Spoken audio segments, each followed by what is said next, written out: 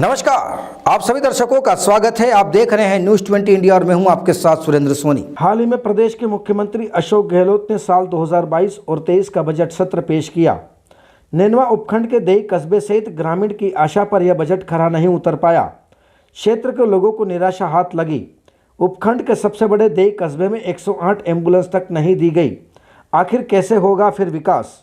नेनवा उपखंड की सबसे बड़ी ग्राम पंचायत देई में अब तक बजट में सरकार द्वारा कोई घोषणा नहीं की गई और देई उप तहसील को पूर्ण तहसील का दर्जा नहीं देने, यहां तक कि देई कस्बे में सामुदायिक स्वास्थ्य केंद्र की कंडम 108 एम्बुलेंस की जगह नई एम्बुलेंस की सरकार द्वारा घोषणा तक नहीं की गई, जिससे कस्बे वासियों सहित क्षेत्र के लोगों ने इस बजट को क्षेत्र के विकास को लेकर निराशाजनक बताया। देई कस्बे के पेशे से चिकित्सक और देई सामुदायिक स्वास्थ्य केंद्र के चिकित्सा प्रभारी रहे डॉक्टर इशहाक मोहम्मद ने बताया कि देई कस्बे में और ग्रामीण क्षेत्र में राजस्थान सरकार द्वारा किसी भी प्रकार की विकास को लेकर बजट में घोषणा नहीं की गई, जिससे कस्बे सहित ग्रामीण क्षेत्र में विकास के कार्य ठप पड़े हुए हैं। जहां सरकार विकास के लिए बड़े बड़े दावे कर रही है, वहीं राज्य मंत्री अशोक चांदना के विधानसभा क्षेत्र के देई पंचायत में विकास के नाम पर उपेक्षा की जा रही है।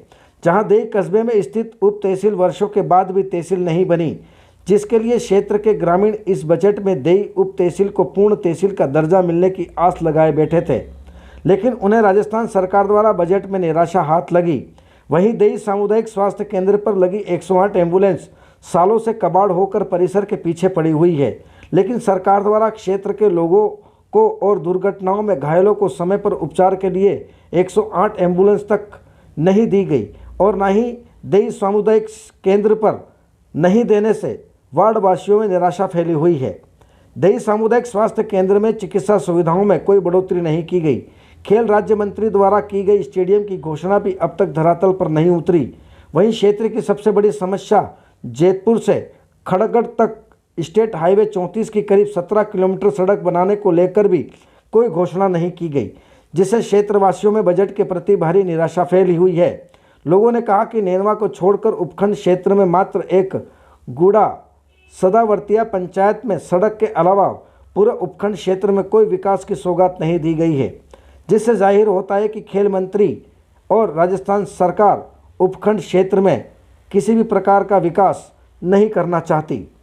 संवाददाता गणेश कुमार शर्मा की रिपोर्ट। का बजट आया है, उसके बारे में आपका क्या कहना है?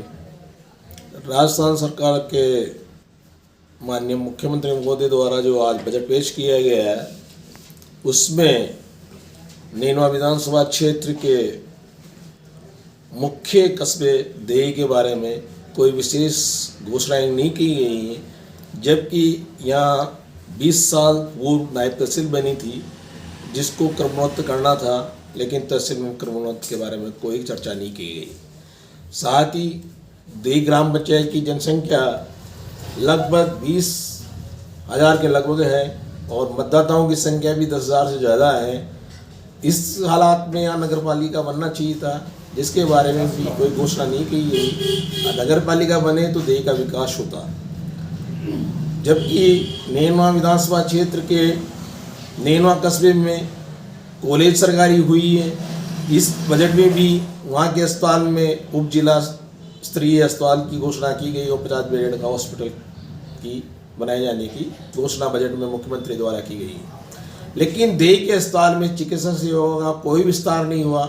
वर्षों से केवल CSC है, जिसमें भी पूरे जो 30 बेडेड है वो नहीं है, नहीं एम्बुलेंस की पर्याप्त सुविधा है। 108 एम्बुलेंस खड़ी होकर परिसर में अस्पताल में खड़ी हुई है। विशेषज्ञ चिकित्सकों की CSC क्रमोन्नत के बाद में जो पद यहाँ पर पदस्थापित हुए थे, लेकिन आज दिन तक कभी कोई विशेषज्ञ यहाँ पर नियुक्त नहीं हुआ।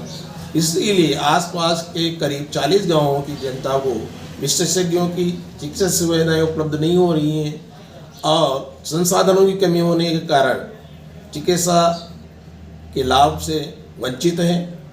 साथ ही यहाँ पर जो खेल की सुविधा है उसके लिए स्टेडियम की घोषणा तो मंत्री महोदय द्वारा की गई है, लेकिन उसके बावजूद अभी तक काम शुरू नहीं हुआ है।